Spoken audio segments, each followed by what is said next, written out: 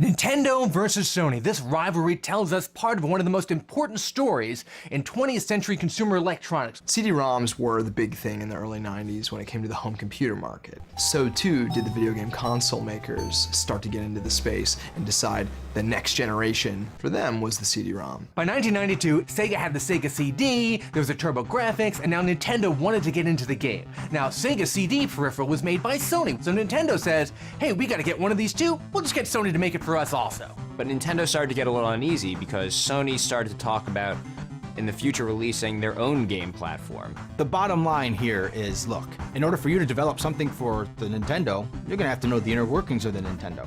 And that's kind of an unfair advantage, seeing as how you now know the inner workings of the Sega, the inner workings of the Super Nintendo, and now you're gonna build your own? Based on all the info that you got from us? No, hold on. So it all comes to a head at CES 1992. That's the Consumer Electronics Show where all these companies get together and show off their new wares. Sony gets up and makes the big announcement that they're teaming up with Nintendo to manufacture a CD attachment for the Super NES, which is great. Everyone's really excited. Unfortunately for Sony, the next day, Nintendo gets up there and says, ignore what Sony was talking about. We're actually making the CD thing with Philips. And Sony's left with their jaw dropping. They had no idea. Nintendo didn't tell Sony this. So Nintendo, when they get up on stage and make this announcement, this is a shock to Sony. This really is pretty rude to not tell Sony that you're not going to be working with them anymore and just let them announce it anyway. They intentionally let them humiliate themselves. That's public humiliation. That's shameful to them. Sony now has egg on their face. Nintendo's used to kind of flicking off Sega and TurboGrafx 16. That's nothing to them. But Sony is Sony. It's a huge multi-gajillion dollar company, and Nintendo might not have been ready for this fight. Sony is going to take all of the information that they used in developing a CD attachment for Nintendo and release it as a standalone CD gaming system called the PlayStation. Sony doesn't exactly know what they're doing in the games industry, but they recognize that they don't know what they're doing, and they have a lot of money. They buy Psygnosis, a software company. Make us some good games. They go and they buy the old Worlds of Wonder Salesforce, which made Atari a hit, which made Nintendo a hit, which will ultimately make Sony a hit. So after Nintendo gives Sony the big middle finger and says, hey, Philips is gonna make our CD attachment, a year later in 93, the CD attachment hadn't come out. 94, no CD attachment. 95, still no CD attachment. And at this point, there's Windows 95, which is a legit gaming platform. There's the Sega Saturn. Sega's all the way up to the Saturn. They're up to a 32-bit system, and Super Nintendo is still running off 16-bit cartridges. There's no 32-bit Nintendo at this point. So what Nintendo does is they launched the N64, a 64-bit system. Now, it's been 3 years since Sony got left at the altar for Philips. In the fall of 1995, Sony releases the PS1, and the rest, as they say, is history. The PlayStation actually had a pretty good line of launch games for a console with no history. They didn't have a Mario or a Zelda to fall back on. They kind of had to start with scratch, and they did a pretty good job of it. And the kicker of the PlayStation is that it played CDs. So you're not only getting a great gaming console, but it also plays music CDs. This was so successful that Sony's tried this with each iteration of the PlayStation. The PlayStation 2 is a DVD player, when not everyone had a DVD player. The PlayStation 3 is the cheapest Blu-ray player on the market. Meanwhile, Nintendo is still working on the N64. Delays. Takes a whole extra year for that thing to come out, so Nintendo is just stuck playing catch-up. The 64 only launched with 2 games. Mario 64, which is of course a classic, and then Pilotwings, which is kind of take it or leave it.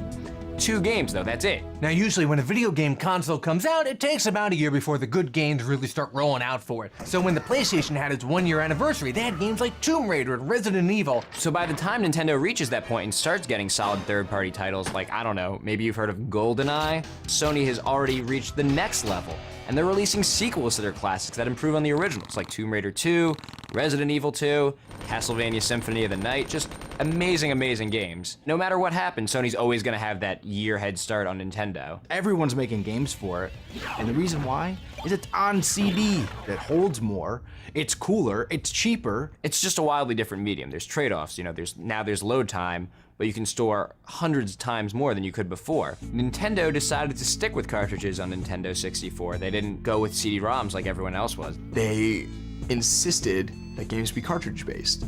A, quicker load times. B, probably the more important reason, they're more difficult to pirate. Cartridges do have some advantages over CDs, and it was never really obvious that Nintendo made the wrong choice until Square jumped ship and released Final Fantasy VII for the PlayStation. So remember how Nintendo left Sony at the altar? Well, a couple of years later, all the chickens come home to roost. There's a company called Square, and they make the Final Fantasy games, which everyone knows are Nintendo games. Every Final Fantasy game comes out on a Nintendo system. And of course, the next Final Fantasy game is slated for the N64, and it's guaranteed to be a huge hit. Square Enix, which had been developing a Final Fantasy game for what would be the Nintendo 64, bailed and actually came out with it as an exclusive for the Sony Playstation. So why did Square switch from Nintendo to Sony? One reason, the CD, that optical disc. You could store more stuff on there, more movies, more music, more graphics, and for Square to build the greatest Final Fantasy game to date with all the music and the full motion video intros and the 3D characters and the side quests, you needed that big CD to put all that stuff on.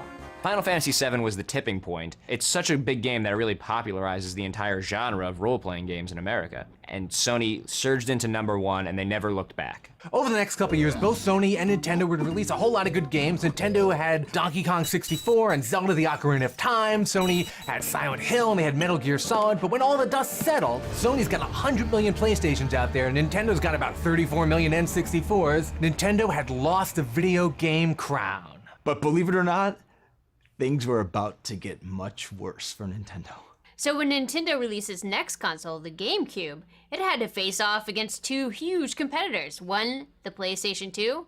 Second, the Xbox. And it went from the #2 spot down to the #3 spot. Nintendo, long in third place, got hungry and got creative, and they came up with the Wii, which is now the #1 console out there, showing you that anybody who's on the bottom doesn't stay there forever, and anyone who's on top also doesn't stay there forever. This is what needed to happen for gaming. They were trying to compete on the grand scale. Now they're gonna start relying on things like innovation and interaction as opposed to big titles, big games, big budgets. No, Nintendo's going back to their roots now and really focusing on gameplay and interaction with people. And that's what Nintendo does the best. The lesson here is that competition's good for the industry. Sony and Nintendo were both going back and forth, forcing each other to release better products. The truth is, we're the winners, because right now we get a lot of great games and a lot of great things are happening in gaming.